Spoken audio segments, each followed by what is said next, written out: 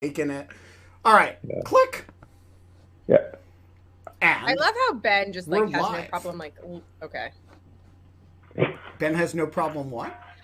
It is Wednesday, January 27th, 5:04 p.m. January? Eastern. Oh my God, it is Wednesday, October 27th. Wow, what is wrong with me? 5:04 It feels p.m. like January outside. It's gray. It's very gray. I am like kind of sitting in the dark besides for like my light and my thing. It's kind of weird. Yeah. Thanks for the cover, Scott. I was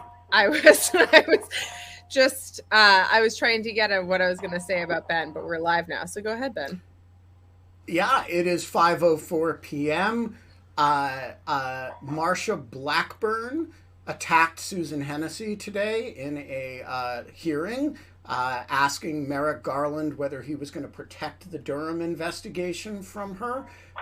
Somebody needs to inform Senator Blackburn that the National Security Division, where Susan works, has no interactions with the Durham investigation. Why did new wolf shirt has arrived? It's so much less nipply. It is less nipply. It's unbelievably less nipply. Yes. It's got it's almost like it puts unless there's something really weird going on with your nipples, it's less nipply. Yeah. All right. I would just say I just say that nipples are less nipply than that other shirt. That's a good line. I think maybe we're going to quote. I think Virginia Heffernan would agree with that line Yeah. very strongly. We are not allowed to have fun anymore, and our guest has been slightly delayed, but will be joining us shortly. In the meantime, Scott is going to tell the story of his terrible nose injury. Oh. He can tell the true version, a false version. Oh no! Oh no! This is not. Version. Okay. But I could have done Where's the Lie on this. Had you given him more than 3 seconds notice? You're right. Yeah, I could. Okay. By the way, we have scheduled Shane Harris to play Where's the Lie. Oh, good. Which is an exciting development. Yeah. I know that's not nearly. Oh, you are now prepared to do a Where's the Lie? Yes, I am. Which day next week are you doing it? I don't know. I mean, I can't do Mondays or Tuesdays, but Wednesdays work for me. Well, let's do next Wednesday. Okay. Actually, It's a fact. I can't. Wait, really? Was that part of Where's the Lie? Are you like teasing us? Yeah, the lie is Scott will never actually schedule it. Is that like? That really would have been meta. Yeah. That would have got like so high concept. Okay, no, but I do have one, and I will tell you, and I will schedule it. We're going to actually poll the audience on whether you're lying right now. The poll is up, folks. So, Scott, where have you been? We haven't seen you. You never call. You never write. So it turns out that I didn't realize this, but I do have a job. Like the last year and a half really kind of obscured whether I was employed or not. But it turns out that I am employed. That's number one. And number two is that 5 p.m. turns out to be like business hours. Okay. Yeah. Yeah. And so I can't be like, I'm sorry, I can't meet with you to talk about your paper. I have to hang out with my friends on Crowdcast. No, this doesn't. Maybe we should. I'm sorry, you can't get tenure yet. We have to. Maybe we should have like Scott in lieu of fun, Scott's office hours edition, where we just like you have office hours with students and we do. Right. Come on in. Let's talk about your paper. Okay. Ben and I and 85, 107 of our closest I friends know. were just sitting there like. Every chorus can make fun of your Don't worry. students. Don't worry. We posted a link to your draft in the chat. It says That's do totally not cool. distribute at the top. That's like totally Right. Do not quote or distribute. Okay. But really keep We this didn't within quote. the whole. Yeah, keep this in within the Crowdcast YouTube family. Okay. I just want to point out that there is a pretty even split about whether you are lying about doing in Where's the Lie. I do, like, if there was going to be like a long con of Where's the Lie, it would be Scott who did it. Like, I feel like that would be the right, I would be on brand, heavily on brand. I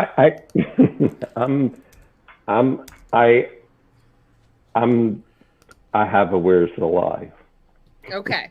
What? Okay. Wait, were you laughing because you're lying?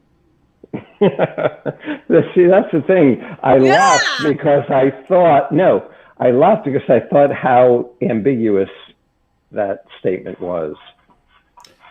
Fair. For those who are asking about Professor Belew, she will be with us. She texted me and said she was going to be about 10 minutes late, having been, there she is, in fact. So let's bring her on screen, and then we can dispense with this witty banter and engage in I was also serious just going to stuff. say that, like, I really, like, I had this talk with Genevieve yesterday, but we decided to, like, wait until you, Ben, like, you guys, we could all talk about it together, which maybe if we ever have, like, collective family cheese night again will happen. But hi. Hello, Kathleen. You have a new plant. Yeah, I have a Target special over here. Don't tell room reader. It's fake. It's fake? God. That's Awesome. the first thing I'm going to tell roommate. Are you kidding me? Like, now I don't, like, I'm going to scoop this, like. And is the cactus fake? Yeah, everything out here is faux. I'm sorry. This room is uninsulated, so in Chicago, the winter is not kind to this room. I want to know why it is that you like. I like that you say faux instead of fake because it just makes you, one, sound fancier, and then two, like, I can't tell if you're talking about like the plants are trying to kill you because they're your enemy. Oh, so, yes. Or Vietnamese are they soup. faux? Like, they're faux. They're against me. Like, This is a whole situation. I understand. I was thinking that you were saying that your faux plants were insulating you from the cold.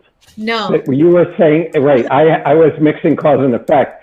I had all it's so cold, you can only have faux plants. Yes, they were all real out here, and then last winter they were all crying out for help and to be moved inside. Yeah. We have a poll up about what Kathleen means by her plants being faux, and you all can vote as you see fit. I'm gonna have to. That's very funny.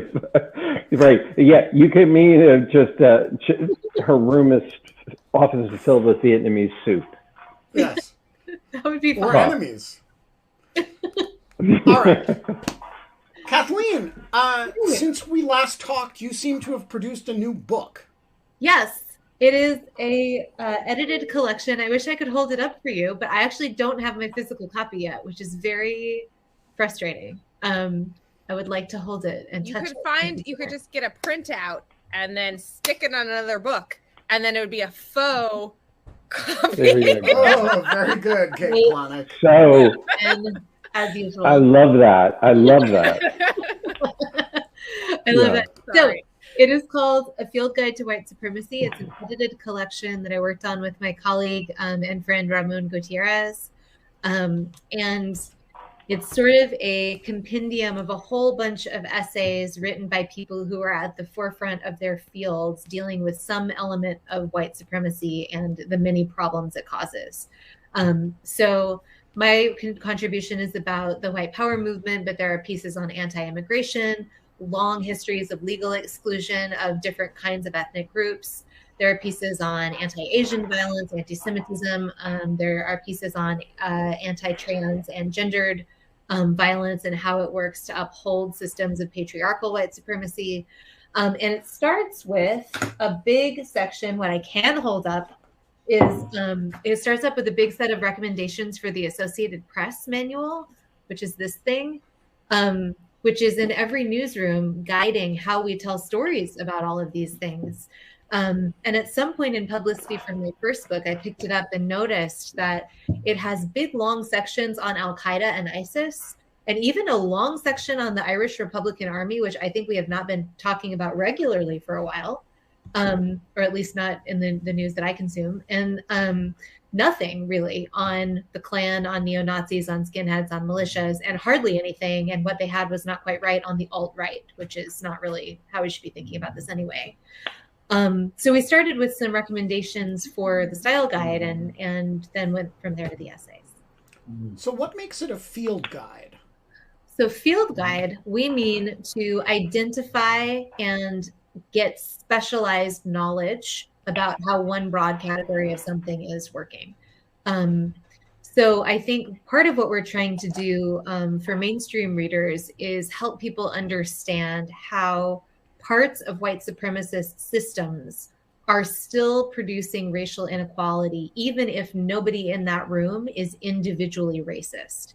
So we might think, for instance, I'm using the metaphor of a wooden fence. So the fence was built by people who would identify as white supremacist in their historical context. And one plank of the fence is my first book, Bring the War Home, which is about racial violence. But other planks in this fence are things like racially differential outcomes in maternal health and the way we incarcerate far more people of color than white people, the way our legal system works around race, the way that our education system or property ownership or wealth acquisition, all of these things have disparate outcomes. And a lot of the time, it's not because of individual racist belief, it's because of long histories and built-in systems. So the guide is about identifying how all of these things work together. So one other question for me, and then when you say white supremacy, are you using it as a synonym for racism? And so in your vocabulary and terminology, how should we understand the different, like what is the taxonomy, white supremacy, racism, structural racism, any of the following as ideology versus as outcome descriptor? Anti-racism. So I think white supremacy in this book, we are using to refer to both individual and structural racism. The whole system is white supremacy. And then inside of that, there are buckets for structural racism, individual racism. And then inside individual racism is overt racist belief that is interested in violent action. And that's where most of my work is located. Yeah, but so anti-trans violence doesn't seem like it. So just it doesn't seem like white supremacy. Yeah. So what we're looking at in the section on gender violence, which includes writings by Roderick Ferguson on the Pulse nightclub shooting, a piece by Rebecca Solnit on violence against women, and a piece by Corey Saffin on anti-trans violence. What we're looking at is the way that gender relationships and the positionality of women has worked to uphold this whole system. So there we're following exciting history from people like Stephanie Jones Rogers, who have found that white women have played a really important role in not only upholding the ideology of white supremacy, but in its violent enforcement in day-to-day life. So we're looking at those intersections. And part of the reason that that's in there is that this whole book came together because in the academy, we rarely talk to each other about these issues as sort of defined through the study of racial violence. So people in law schools who look at exclusion are hardly in conversation as much as we might be with people in history departments who work on, say, anti-immigrant violence today or things like that. Sorry, the dog is not excited about this conversation. You can have the dog in. We love dogs. You're we're very dog friendly, real dog friendly, and faux dog friendly. But I can imagine several different relationships between white supremacy and, let's say, anti-Semitism. One could be that how can you talk about like such bad things in the world when there's such good things in the world? That's how. Yeah. I feel like I'm talking about anti-Semitism and white supremacy, and then like pan to like the sweetest face in the world. Yeah, no, sorry. Well, because I need the sweet face to make it all possible. I'm sorry. So what was your question? I could lose totally track of your question. No, so you can imagine like grouping anti-Semitism with white supremacy, because you can see that one reason why you might be an anti-Semite is that you believe that white Christian, Nordic, whatever, are superior or had a greater claim. But you also might think that actually one may not generate the other, but they're mutually constituting. Mm-hmm. That is the kind of anti-Semitism is a kind of force which also supports kind of white supremacy and vice versa. So would that be fair? Yeah. And I think the connection there with gender is that, you know, if we follow this all the way to the extremist space, in the white power movement, women's normal or normative gender roles for women is kind of one of the main organizing instruments. And women's martyrdom, as we're seeing again with the Ashley Babbitt story coming out of January 6th, is one of the main sort of calls to action. So women's reproduction is really important to all of these ideologies in different ways as well. Can I ask? So Will Codrington was on last week, I think. Yeah, last week, talking about his new book, The People's Constitution, that kind of talks about, a bunch of stuff about voting rights and things like that. But one of the things that we kind of got wrapped up in was like social movements, and how in the early 1900s, like a lot of social movements moved from Black men voting to bootstrap women voting to bootstrap like lesbian rights and like other types of rights, right? Like that is like the hierarchy happens again in the 60s with like the civil rights movement, and then like and other things. And like one of the things that I'm kind of hearing what you're saying, if this is correct about the kind of the trans rights, is that like one of the things that I remember most about second wave feminism was its dismissal entirely of like queer culture and like the purple menace and like everything around that. And so like, is there an idea that like they derive their power from these types of like, from their preciousness as white women? Like they're kind of, I forget actually, what's the woman in To Kill a Mockingbird who maybe, or no, the other lady, like something like it starts with an E. Cunningham. No, that's definitely not. I just remember her last name is Cunningham. No, I don't remember her To Kill a first Mockingbird. Name. But yeah, aren't all the bad guys in To Kill a Mockingbird? It's like a giant clan of people. I'm waiting for the comment section to answer. Yeah, I am too. This is what I depend on them on, because apparently I don't have like a memory for anything anymore. But no, her first name started like Yule. Her last name was Yule. That's what it was. Sorry, Yule. Yeah, not. How the hell do you say like? Oh yeah, I'm sorry, I said Cunningham, but I meant Yule.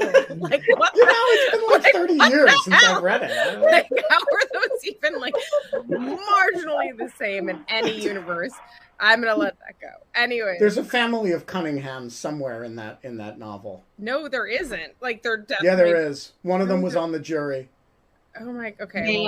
Violet Ewell. Violet Ewell. Yes. But anyways, this is kind of the idea, is that like there is this preciousness and this kind of like this political power that coalesces around like a wronged white woman, and then it is built on basically this idea of kind of an underlying idea of white supremacy that like provides justification for, and like that person, as was the case with what's her face?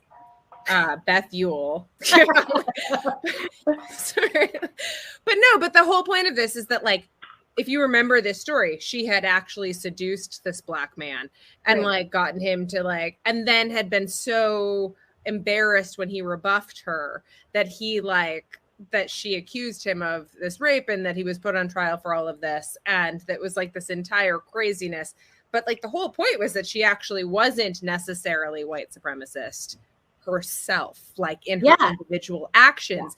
It was that like her creation of this moment like whipped like white supremacy into order to like target this individual. And that's kind of, I guess, like what I'm thinking about. Sorry.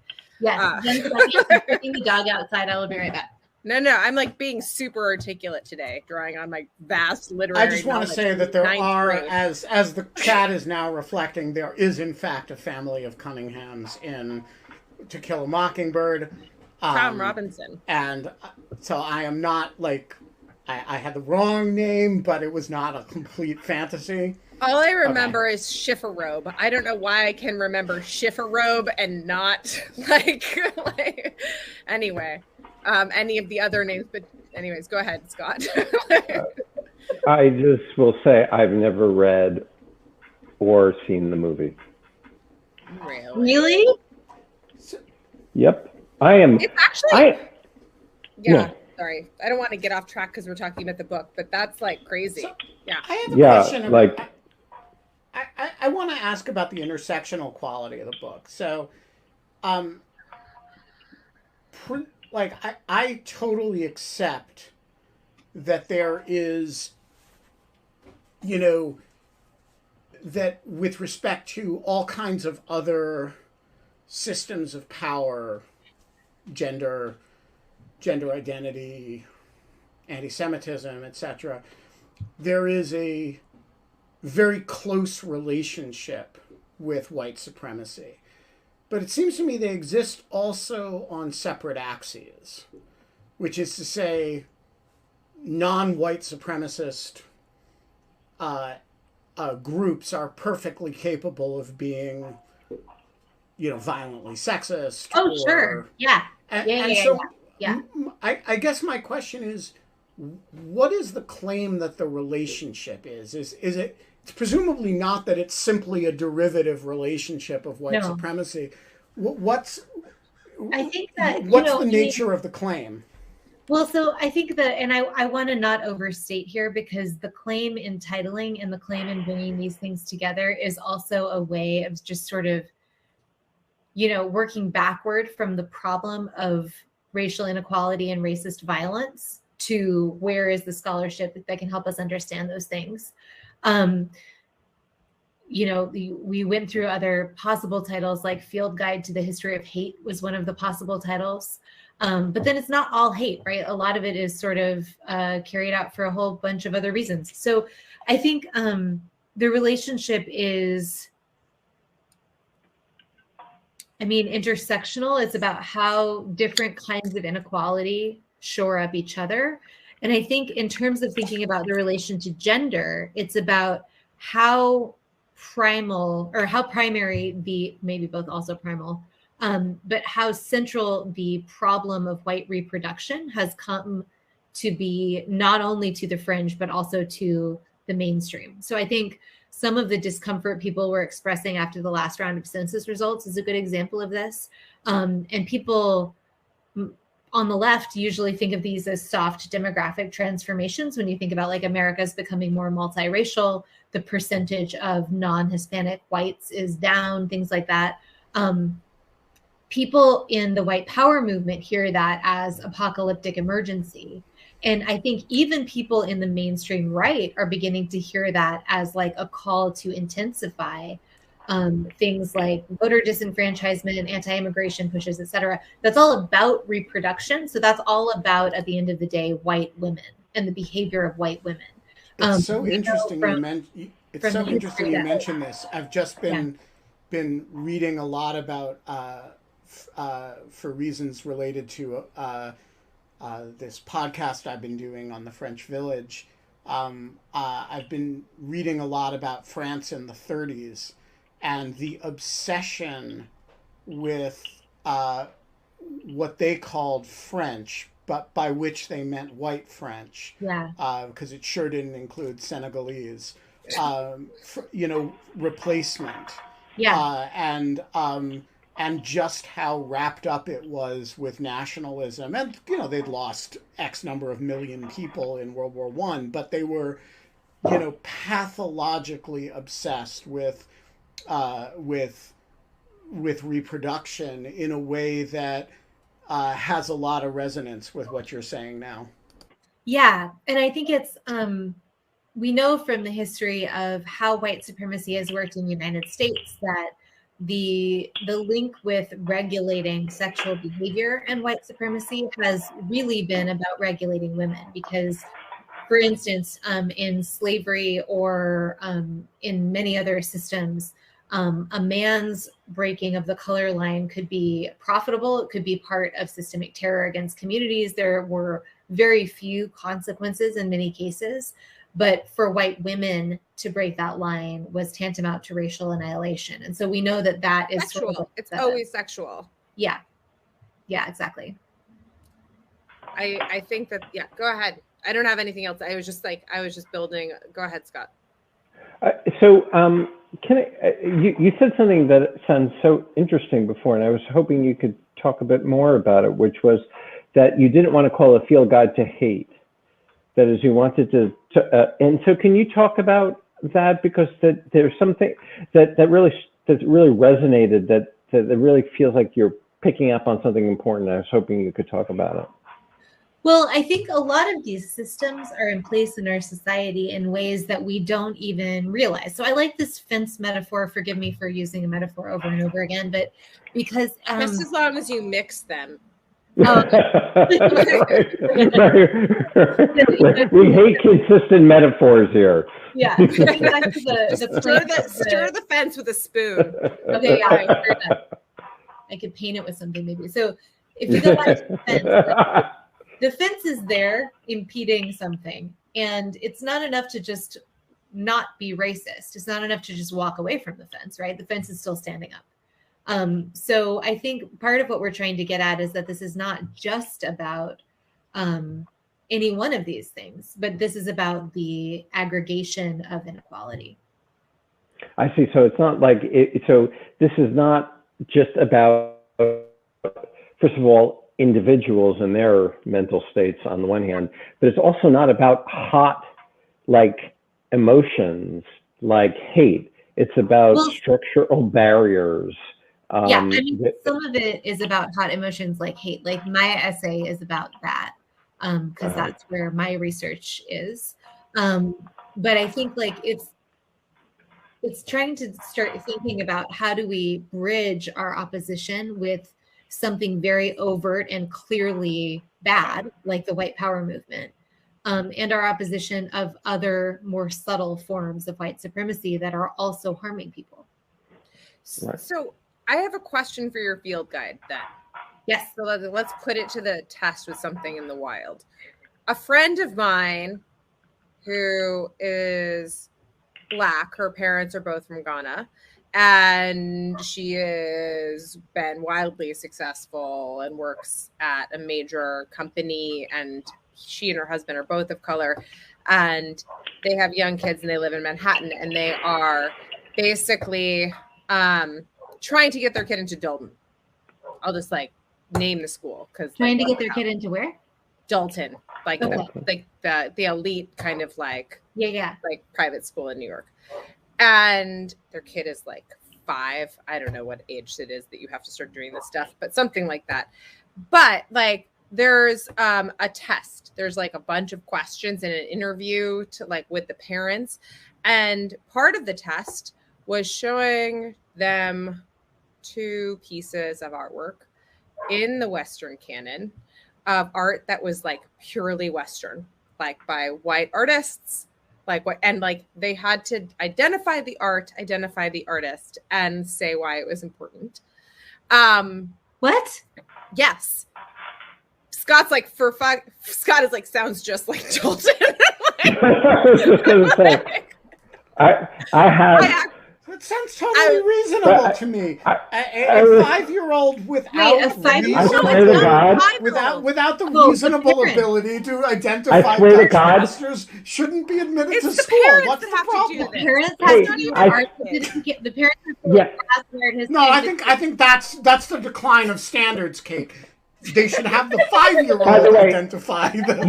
You totally triggered me, because when you said that, all of a sudden I just went through all the just horrible things like that with my kids. By the way, we failed every one of them, just always. I also just want to say that I have I'm never going to identify the people that I'm talking about, and I've blurred them up a whole bunch for this, but I will always call out Dalton for this, screw them for this test. And I literally said, I said to her, I'm like, that isn't racist. That is white supremacist. Yeah. And I was like, that seems to me the definition of kind of structural white supremacy. In this very in this type of way that we don't typically talk about it. It's not someone in a hood, obviously, or not someone espousing oh, you have to have blonde hair and blue eyes.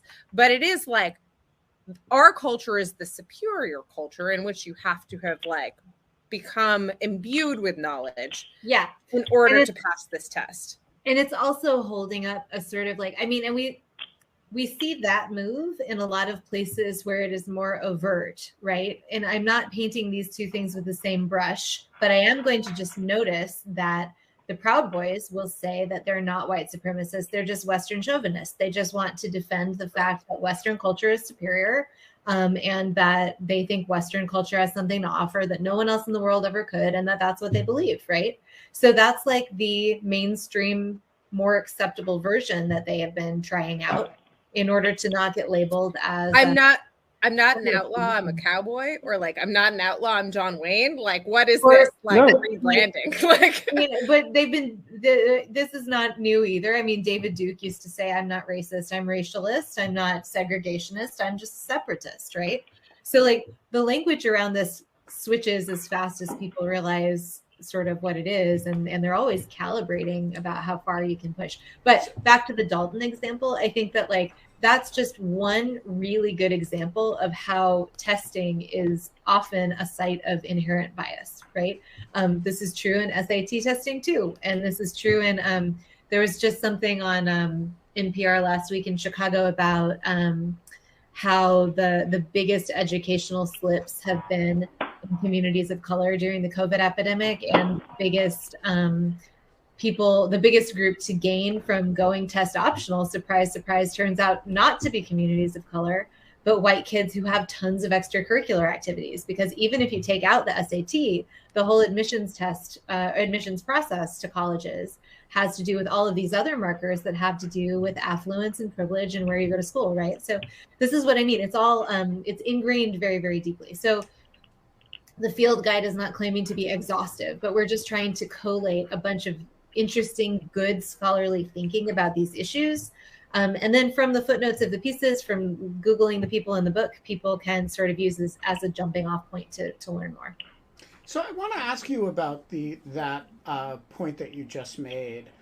I had just completely lost my train of thought.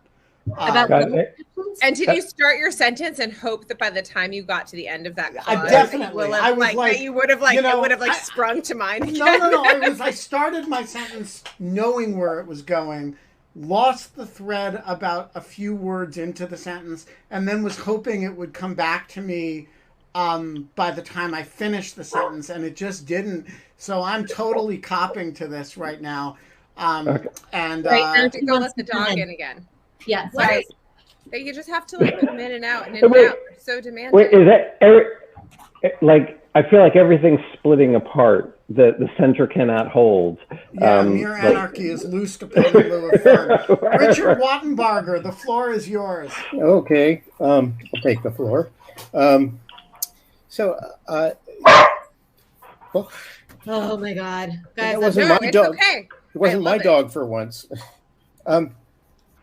my question is, how much recognition are you and the other contributors to your book giving to the situation that meanings of the phrase white supremacy in the way that you're using it were not really current among a wider public until probably around the 2016 election? I think a lot of people hear the phrase, a lot outside of academia, hear the phrase and they think white supremacy, that's the guy across the town who puts on a white hood and burns crosses. And so my question is, what thoughts do you have about surmounting this terminological problem? And I'll just add that I am all in favor of this more expansive use of the phrase. Sure. So I mean, I think that so I think we're just coming from the place of how people in the academy tend to use that phrase as their jumping off point. It's imperfect, I grant you. I think that, you know, I don't know, I've been on this show before talking about language and my frustrations with different terminology around white nationalism, around the white power movement. And I'm always just looking for precision, I suppose. But I think calling it white supremacy is important because I think it designates all of it as a problem that we need to face. Instead of something, I don't know, perhaps it should be called the Field Guide to Inequality. But also this is a collective work, so the title is, of course, a collective decision as well. So, yeah. I like whites. Oh, sorry. Oh, sorry, go ahead. No, I was just going to say that I like the title quite a bit. And I actually think that white nationalism, to my mind, is more about like geographically bound around like patriotism and a government angle, whereas like white supremacy is more encompassing and also gets at like ideas of privileging like certain types of structure, as we just talked about, on top of like kind of more like in more like more subtle action, like that kind of like embedded architecture choices to like all the way up to like marches. Yeah, like, I think that's right. Yeah, so I think it's great. That's what we were trying to do, so I think that's right then. Yeah. Well, David Botts is flitting around like the social butterfly that he is. And unlike the rest of you members of the Greek chorus, he's found ways of manipulating his own presence on the screen. So all this stuff that's been going on, I've had nothing to do with any of it. Really? Meanwhile, no, I'm not doing this. Look, my hands are up here. And David is just making himself appear and disappear and be audible and not. And see, like, I don't have anything to do with this. David, the floor is yours. It's very tricky. Can you hear me? Yeah, nice to see you, David. Oh, there I am. Really sorry about that. My computer is fighting me today. Professor Belew, thank you so much for coming. I look forward to getting your book nearly as much as you do. But can you talk a little bit about the trope of defending the virtue of a white woman and your thoughts? We know how that looked in the past. See also Emmett Till, but what does that look like today? I mean, what is a today example of that situation? Sure. Well, I mean, Ashley Babbitt is a huge one. So Ashley Babbitt is the January 6th protester who was killed when she was trying to enter a inner chamber in the Capitol building, and someone shot her through the plate glass window. And immediately white power groups and militia groups tried to make a big martyrdom campaign around Ashley Babbitt. And we're just seeing it pick up now in more mainstream channels. But I mean, there was a great op-ed in the New York Times right after January 6th about this by Sayward Darby, who's studied white power women in the current movement. And it's one of the sort of tried and true ways that they've been able to fan recruitment. Vicky Weaver is another recent example, who was killed in the Ruby Ridge standoff in 1992. And these things come up every once in a while. I mean, like, I even remember thinking about this during the Trayvon Martin case, where the testimony that was supposed to show that he was dangerous or lurking was from a white woman taking the stand and talking about her young children, her role as a mother, her feelings of being endangered in her neighborhood. So those kinds of things, those are narrative tropes that attach to long histories of description and that activate, I think in many cases, even subconsciously for people around these stories. So can I ask a question like around this, like kind of that you're like making me think about this? Like, yeah, Ben mentioned the Gabby Petito story and kind of the over rotation of the media around like that, like obviously domestic violence kind of I don't know what else it is, but like let's just call it domestic violence kind of tragedy, and like all of the attention this missing woman and then dead woman got because she was an attractive white woman. And it was kind of a salacious story for other reasons.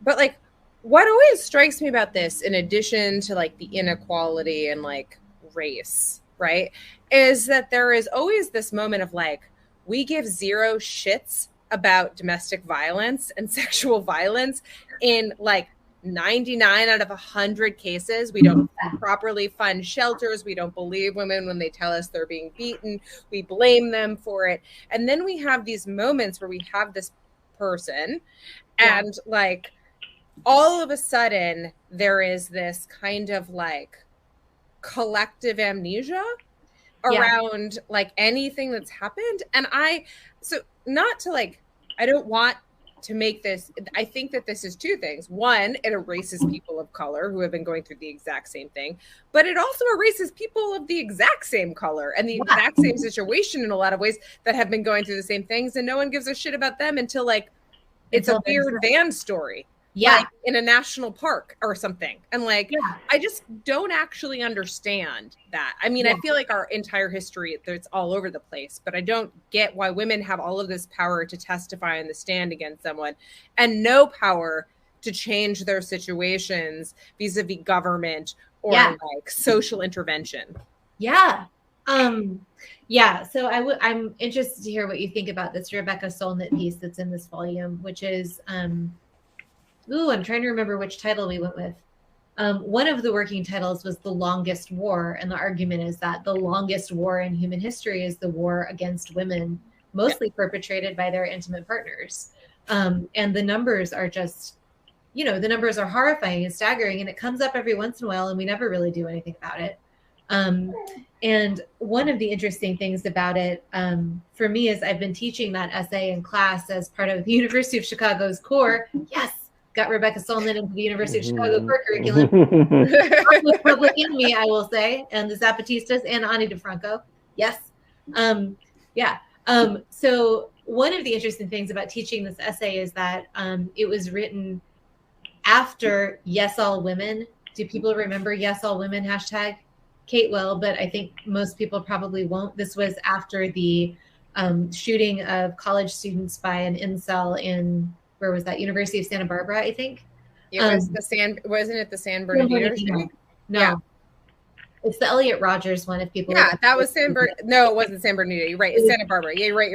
They're around the same, so he was the white supremacist who was like an incel and was like somebody tweeted something like, not all men do things like this. And somebody very correctly said, well, okay, but yes, all women live in fear of something like this happening to them.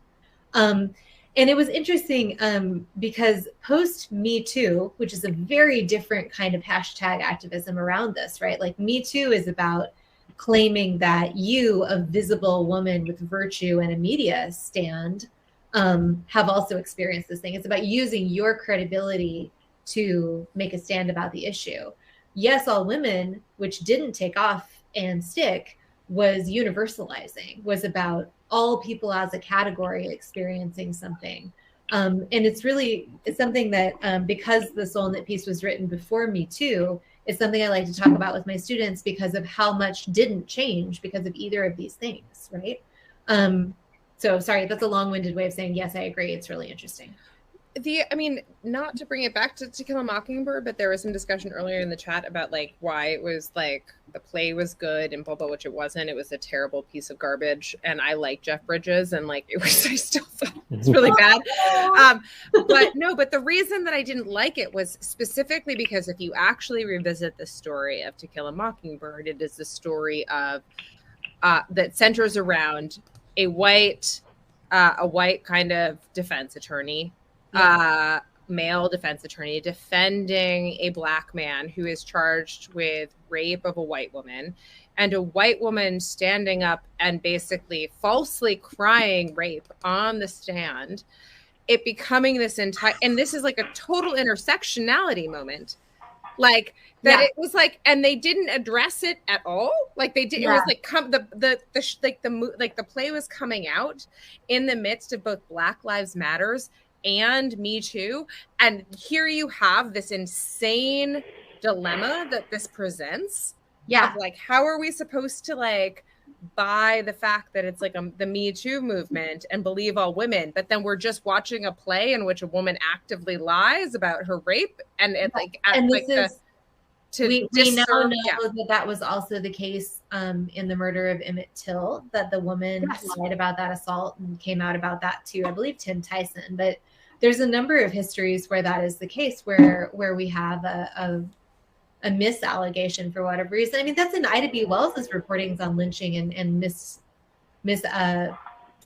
false accusation way back. I like use the To Kill a Mockingbird example just because like it's actually less politically active than any of like, and because I don't know, but there's something that about it, the fiction of it, but like the fact that we're revisiting it with such like we're reliving it like without like the nuance, like while the real world events like Emmett Till happen is like, I guess what I'm kind of a little bit perplexed by. Things that didn't need to be addressed in context when that book came out, of course, are needing to be addressed in context now. I mean, we don't really know that these social movements haven't ameliorated the situation. That is, hopefully people are scared of getting Me Too'd if they act in wrongful ways.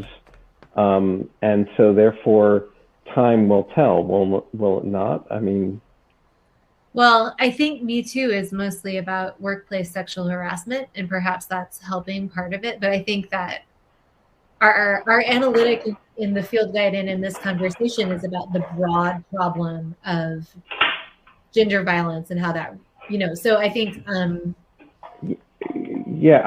right. So in terms of gender violence, Gabby Petito, right? And I think that like, I'm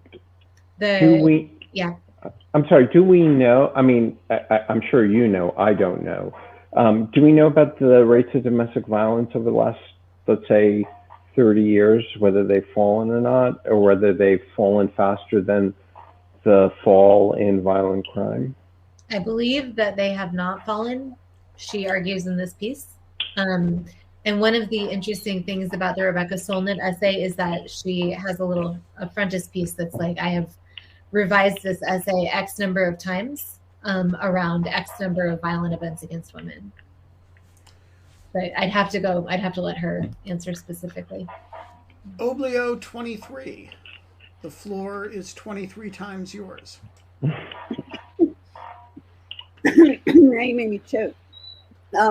I was just interested in your thoughts on the civil lawsuit against the Unite the Right people. Yeah. So this is Science Kessler. This is the lawsuit in Charlottesville that started jury selection yesterday or 2 days ago. I'm losing track. In the Unite the Right rally in 2017. I'll be watching on Tenterhooks.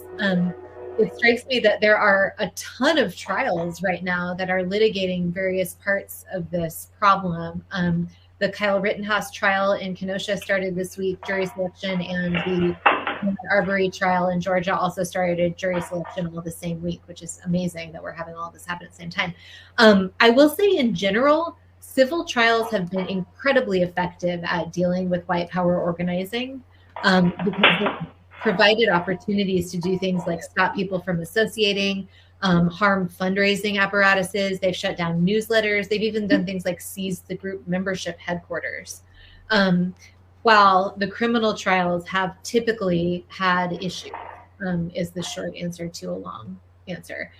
So I'm always watching to see all of these things, but I'm very interested to see what happens in Charlottesville. It's very important. And I think were it to fail, that would be that would bode very badly for, I think it would incite additional far-right activity. Charles T., the floor is yours. So I guess my question is, and this is a kind of a broad question, how have white supremacists reacted to January 6th? And how should January 6th be understood as a white supremacist incident, in the sense of it was a fairly broad swath of people who participated, some of whom were objectively not white, but was it, how is it best understood, I guess is my question. Yeah, I think the short answer is yes, absolutely. I think January 6th is, oh shoot, I'm sorry. I have to run to another event in 2 minutes. I finish this question and off you go. And off I go. I will take over in your name.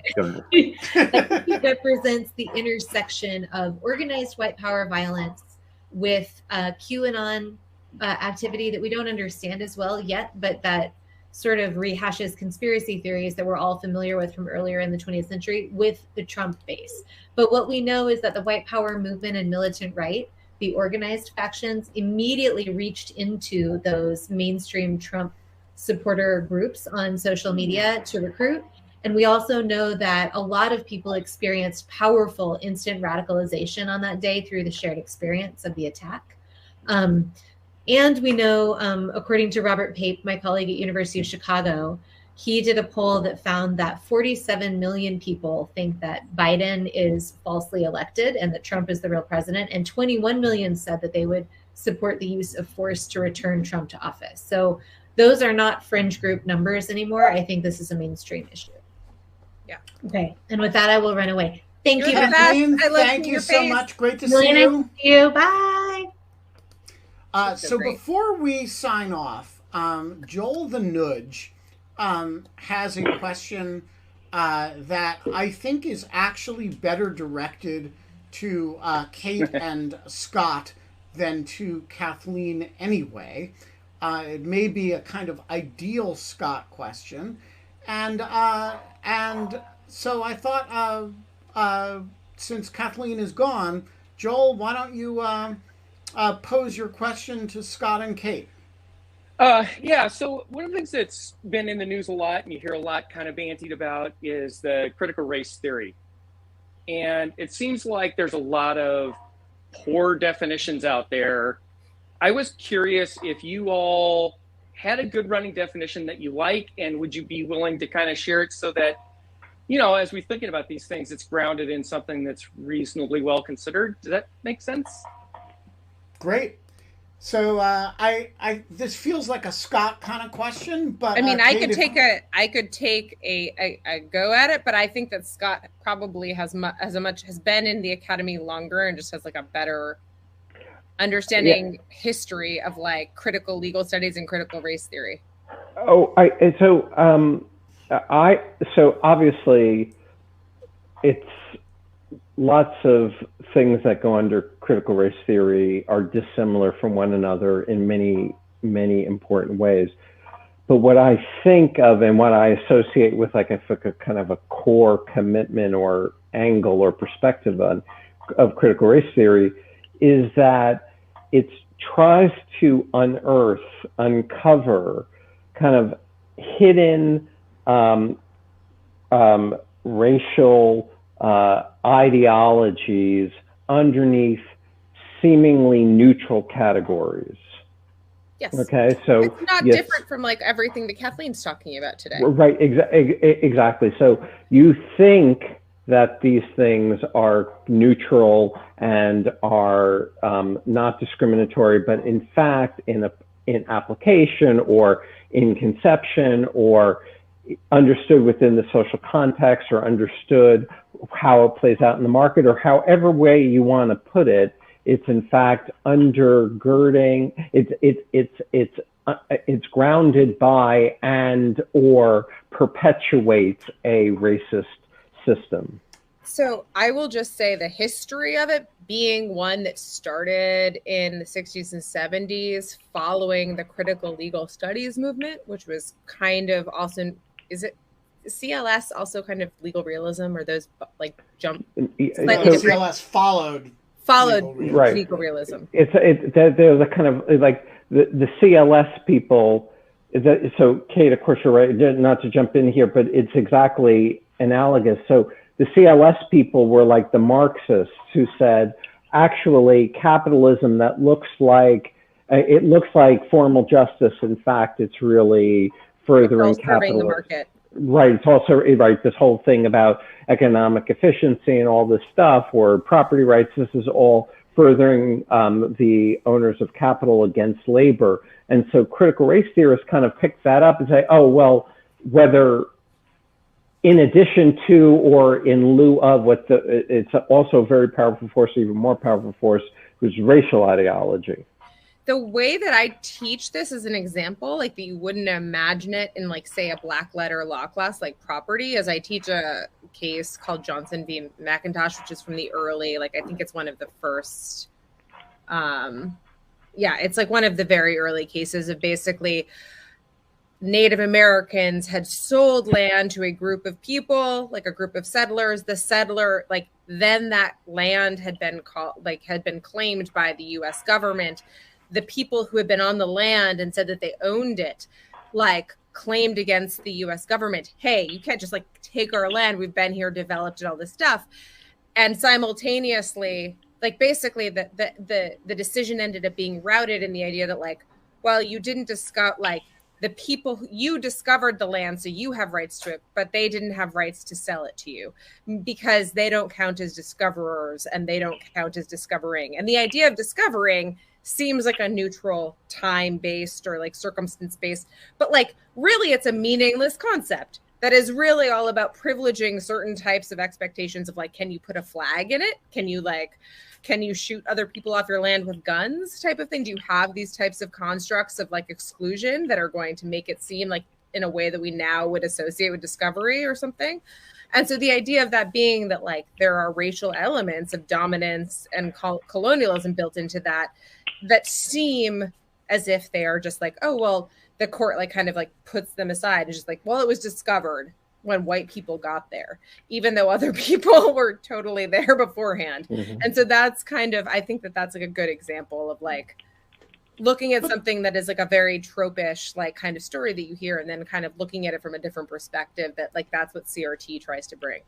But the other thing that people in the current debate, such as it is about CRT, which is a very generous noun to use to describe what's going on about CRT, is that yes, CRT is one wing of a larger set of what are sometimes called the crits, the critical legal studies movements, which are multiple and which are not all of a same. So Richard Posner, the sort of one of the godfathers of the law and economics movement, describes law and economics as, broadly speaking, closely akin to the critical legal studies movement, in that it denies that the law, capital T, capital L, has a great deal of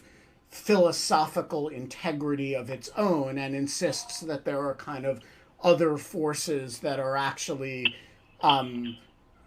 in the case of law and economics, sort of economic efficiency, that are actually guiding the direction.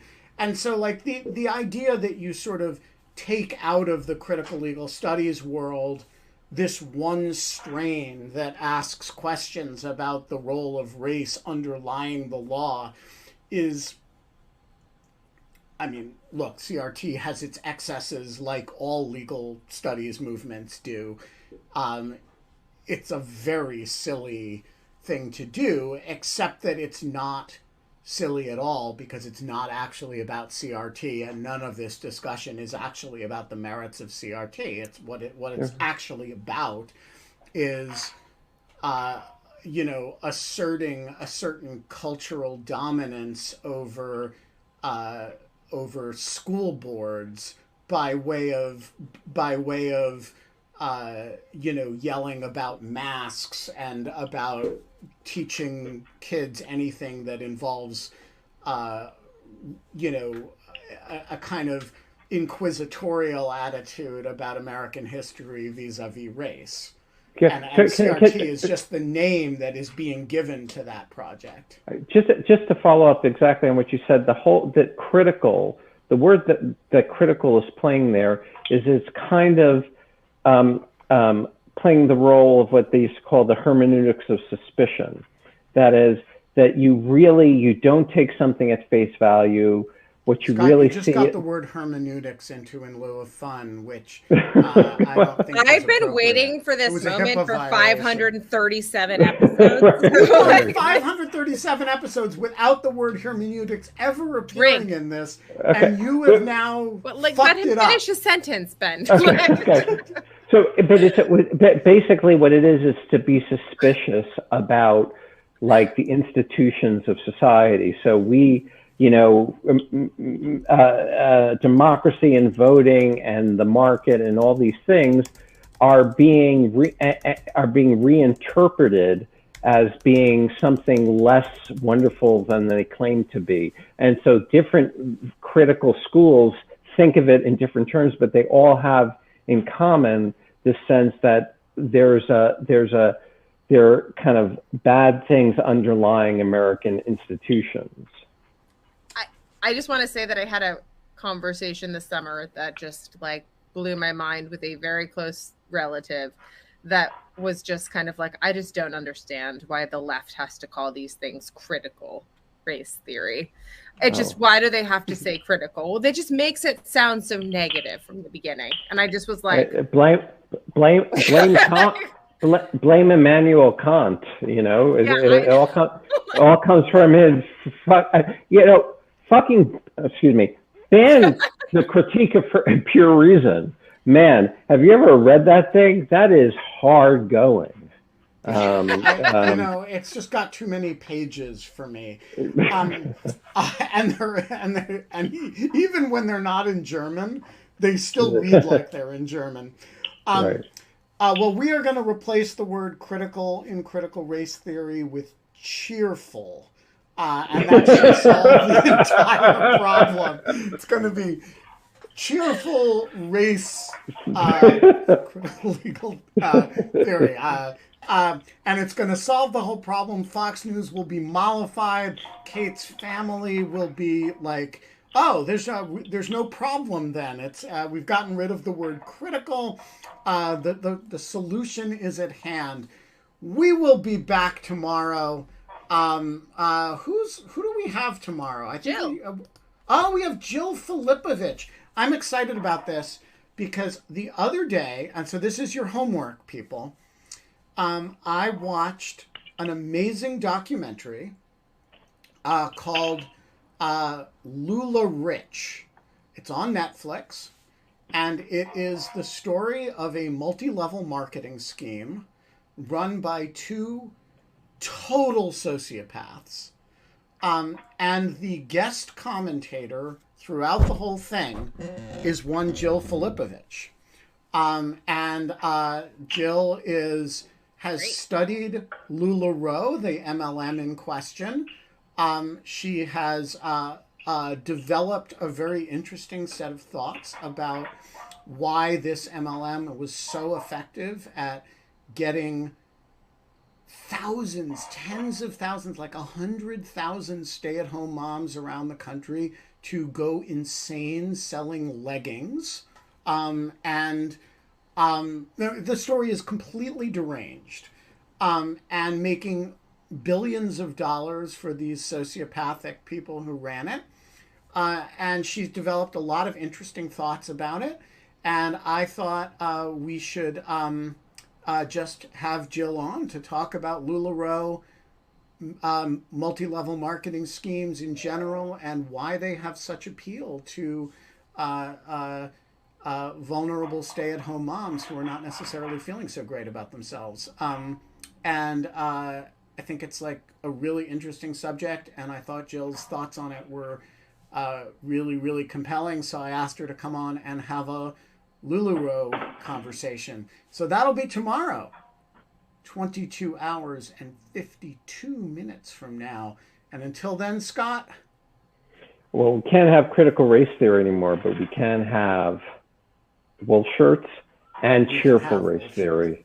Cheerful race theory. It's the wave of the Trademark. Trademark. Let's get it on. Let's get it out there, people. Hashtag cheerful race theory. Yeah. Hashtag cheerful race theory. It's totally happening. See you guys.